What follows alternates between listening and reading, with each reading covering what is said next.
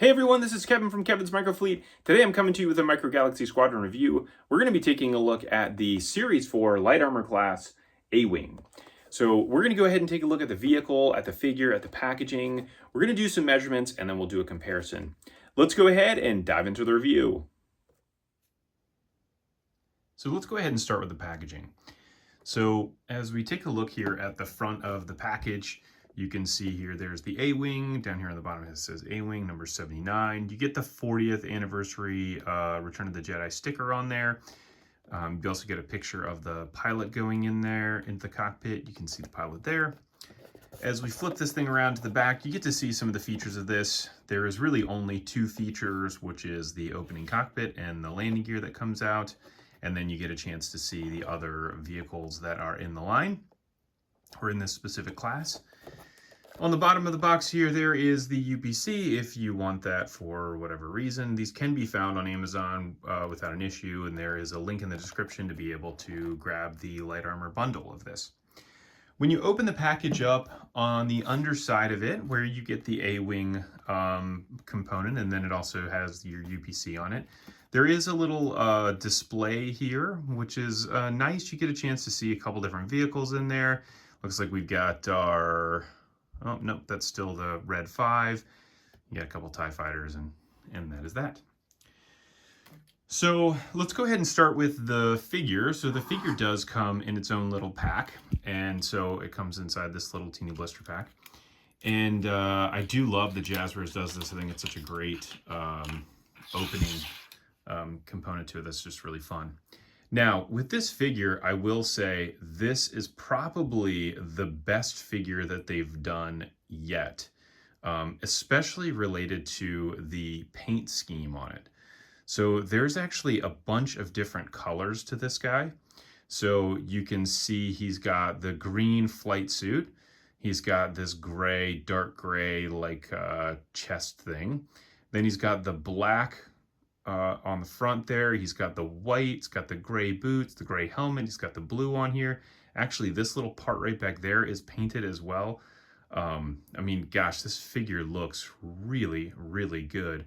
It's super impressive to see that with each series, their paint application on the figures has improved quite a bit. I think they did take a lot of notes from us really in Series 1 that the figures just didn't look very good, and so they have improved them very much as we keep going through the series. But that looks great.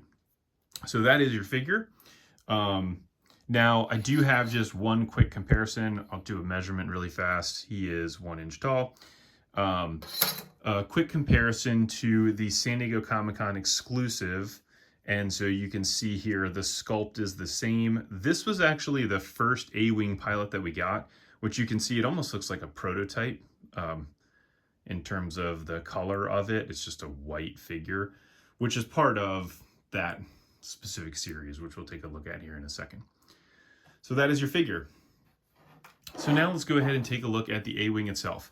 So one thing that you notice right away is this AWing design is actually the Resistance AWing, not the Return of the Jedi AWing that we actually see in that movie. And so for whatever reason, the design team has gone with this Resistance version of the AWing for all of the models that have been released so far, and there are going to be some more that are coming here in the future. Now, I think that there is a hope there, and there was a mention at one point that we may get the actual Return of the Jedi mold for this in the future, but I don't know that that will be happening. It was just a mention at one point. So it would be nice to be able to have that. This is obviously the paint scheme from that, where you have the red on here, and then again, we'll have the cockpit here that opens. So there are two little tabs right there where you can kind of get your fingernail under to try to pop it open, or pull back on that. This does have a pretty clever way of opening the cockpit. It kind of opens to there, and then you can pull it back a little bit further, and it kind of slides up so you can get it to a 90-degree angle. So you can try to put the figure in there. And then it has just its one landing gear here on the bottom, which closes in that way.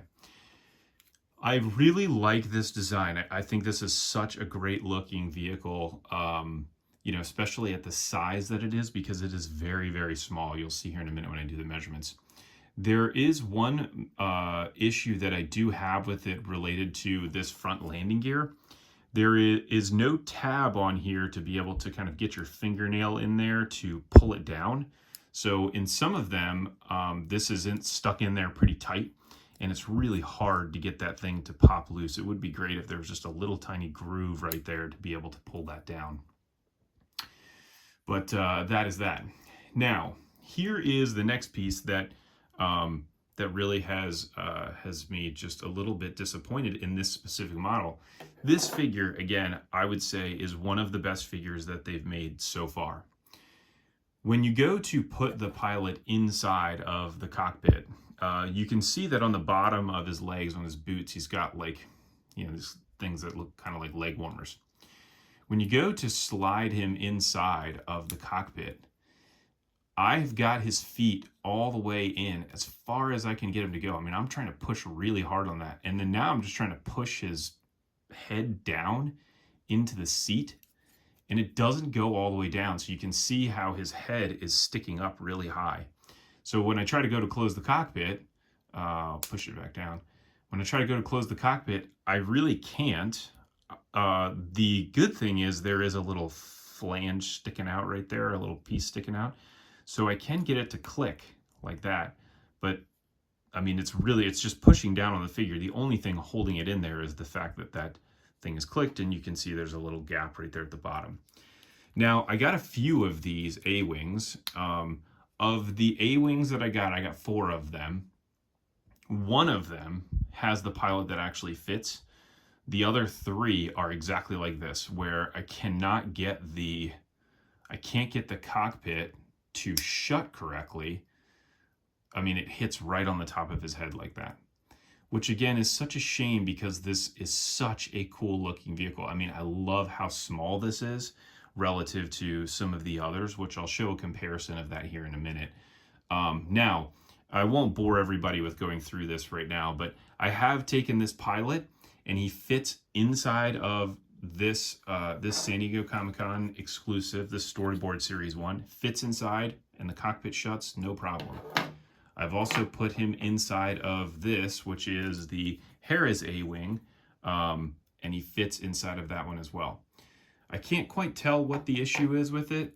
There is something, I think, that's internal, like his feet can't fit down all the way inside. I've tried finagling this lots of different ways to see if I can get him to sit down in there a little bit better, and it's pretty difficult to do it. So you can get it in there. I mean, you can get him to sit like that and then just have his helmet push up against the roof, which is totally fine. It's just a bit of a bummer that he can't fit in there really good.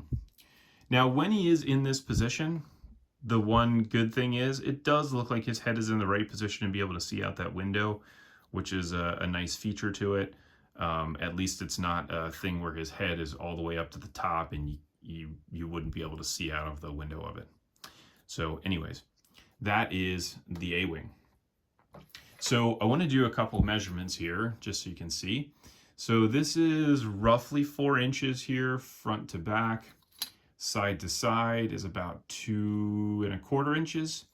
And then from a height perspective, it's about 1 inch tall. All of these models are the exact same in terms of their orientation or their size. They're all the exact same size, exact same mold, just different paint schemes. And again, here is the Hera's version as well. So Hera actually didn't fly an A-Wing that is the Return of the Jedi version. It was one that was even more predated than that. So anyways, that's that. So now let's go ahead and look at this compared to the Action Fleet A-Wing. So this is the actual A-Wing that is the Return of the Jedi mold.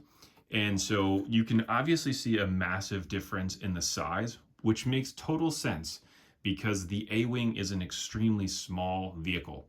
It's designed to be super fast, and so it's not very big. Seeing these compared to one another, when I first saw Hera's A-Wing, which was the first A-Wing that we got, it was amazing to see the difference, and I instantly liked this version better just because of the size relative to everybody else. The scale just looks so much better. And so you can really see like the difference Even looking at it from the side here, what that looks like. Again, it looks way bigger with the Action Fleet version than the Micro Galaxy Squadron version. But again, the Action Fleet one is the accurate one relative to what was in Return of the Jedi. And then I'll do just a quick figure comparison as well, so we can see what that looks like. The Action Fleet figure was done very well also. Come on out of there. And he is just a little bit bigger. And so there you go. That's what they look like compared. So the Action Fleet's just slightly tall. So I do want to pull another vehicle out, and then we'll compare relative to that also. So here is the A-Wing compared to an X-Wing, and then also the Y-Wing. So you can see, and again, the size comparison is relatively close to what you would actually see in the movie, because the A-Wing is much smaller than what you would find with the Y-Wing. And so none of these vehicles are perfectly in scale with one another. And I think that's an important thing to understand about this specific line. While the goal is to have the small vehicles be small, the medium vehicles here be medium, and then the large vehicles be large, they do a really good job of that. If you're looking at trying to get something that's perfectly scaled, the A-Wing perfectly scaled to the Y-Wing and the Y-Wing to the X-Wing and all of that, it's just not going to happen. Just due to lots of different reasons. But I would say in this specific circumstance, I really like the fact that the A-Wing here is scaled somewhat correctly relative to the other vehicles. Now, that is your review here for the A-Wing. If you did like this video, please like and subscribe. I have links to everything down in the description below, to the Amazon affiliate links that I have, as well as the group that I run in Facebook. Please feel free to jump over there and join the community. Thanks for tuning in, and I will catch you on the next review.